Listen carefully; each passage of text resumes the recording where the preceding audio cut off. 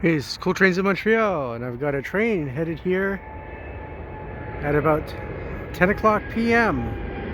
on a Friday evening as the jet soars above Dorval.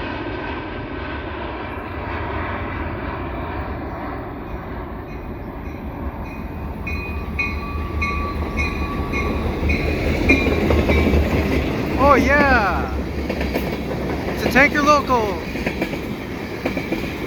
And it's led by a CMQ locomotive, one of the very few remaining.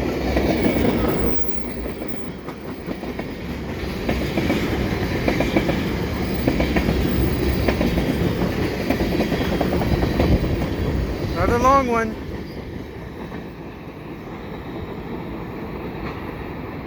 Headed through Dorval as I'm waiting for my bus.